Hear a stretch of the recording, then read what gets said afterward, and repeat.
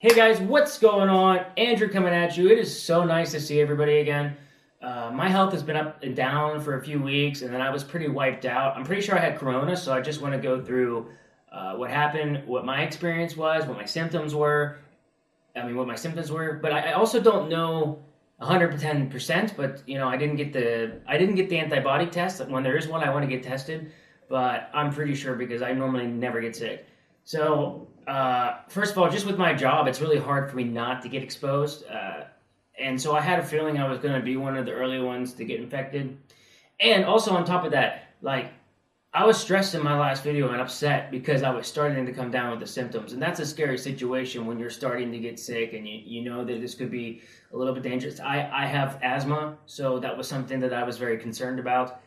Well, anyways, what happened to me, and my symptoms were crazy. So, like, and I mean in a weird way. So I kind of like got what felt like a cold for a couple of days. So my nose got a little bit stuffy. It felt like I had a little bit of something in my chest, and or like almost like bad allergies as well. But my eyes got blood red. I mean blood red for like 2 to 3 days. They were just I couldn't believe it. It looked like I had pink eye, and then that went away, and I felt fine. Like, I felt great. So I just went back to my normal routine, what I would do every day. And for like 4 or 5 days, I felt fantastic.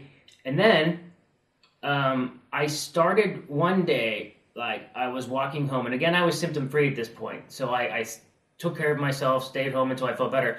I'm walking, and my joints and my knees and just hurt so bad. I started to get really, really extreme joint pain, muscle pain.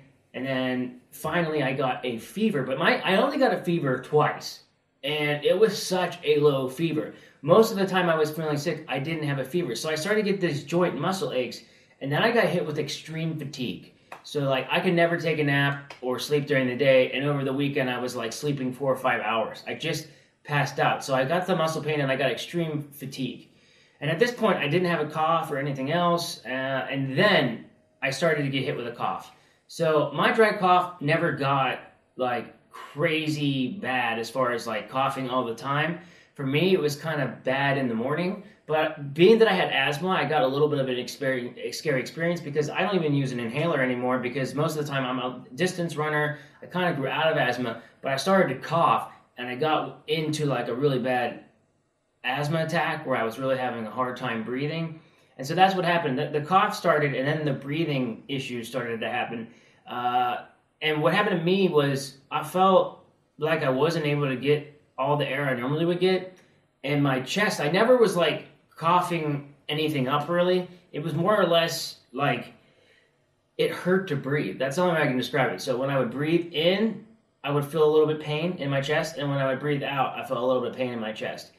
And that was like 3 to 4 days. And so when it got scary, one day I had to dial 1177. I think I was like number 150 in line. So it is a lot of people calling right now. Maybe it's a different situation now. But I was debating on seeing a doctor and getting an inhaler. So I kind of decided to give myself one more day. At that point, my coughing started to go away. Like I started to get able to breathe again and stuff. But the breathing issues was about a week. And then, again, felt great. Luckily, it was like, and then like after feeling great for 4 or 5 days, I got again what felt like a chest cold in the end, where I was coughing a little bit, and then it went away. So it hit me not so hard in the beginning, then it hit me hard like 2 weeks in, and then it just stuck around for a little bit. And as you can imagine, I was totally exhausted. Although I didn't get the high fever or anything like that, and I'm thankful for that. The other things that I felt just really, really wiped me out. So I found this virus to be really weird because I never experienced anything like that before, and it didn't feel like anything that I've ever experienced before. But what was really scary about this virus, at least for me, is I'm obviously very lucky because I didn't have extreme symptoms. And, I've been talking to people that have been sick, and a lot of them had similar symptoms to me where they didn't have maybe a high fever and they had some of the other issues. But what was scary about this virus, I think, is that I got sick and then I got better, and there were a few times where I waited the 2 days. I was symptom free, and then it decided that it felt like it was coming back, and that was like the scary part for me, is that I did all the right things, but the virus still came. Now, when I was really going through a lot of the issues, what was nice though is I had food in the house, I stocked stuff up, so I didn't need to go anywhere, and that was really nice. So I was able to quarantine myself at home. When I was bad, I didn't have any reason to leave the house. So that part was really nice, that I was prepared in that sense. But this, the fact that the virus would come and then go and then come and then go. And I heard that from a lot of people as well that I've talked to, where they kind of were experiencing the same thing, where they would feel better and they would get worse. So that is something that I guess to consider. I don't know what to tell you. Like, if you start to feel sick, maybe give yourself a couple more days. That would be my advice. I know that the government says 2 days, but maybe give it 4, really, especially if you think you might have had it.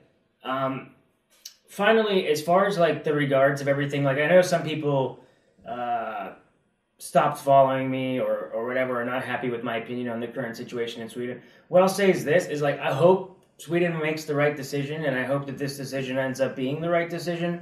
I still don't believe in it, but I don't really agree with it at all, but at the same time, I wish Sweden the best. And at the very least, like, if everybody's going to work, that's great, and other things, but let's do it and be around the same people. But one thing I just strongly disagree with is I don't think there should be crowds of people outside right now. I just don't think there should be a bunch of people sitting outside in the sun drinking beer. To me, that this doesn't feel essential, really. It doesn't feel like that's something you need to do. But I will say this. I'm still buying food from restaurants, and I really like doing that. So you can ordering food and having it home. I want to support restaurants. I really encourage everybody to do that, but I think there's a safer way to go about it. That's all. So that's my opinion on the whole situation. I'm curious from you guys. Did you get any symptoms? What did it feel like for you? Like I said, I know a few people that it wasn't that bad. I know some people that it got pretty serious. So either way, I hope you guys stay healthy. I hope you're staying well and talking to someone if you're not feeling well, because I do feel like it's a stressful time right now. So if you're not feeling well or you're a little bit stressed, I think it's important that you talk to somebody and work out those feelings and realize that it's okay to be scared. It's okay to not know exactly what's going on right now. You're justified in the way that you feel, but try to stay calm if you can. All right, guys? I'll see you in the next video. Hey,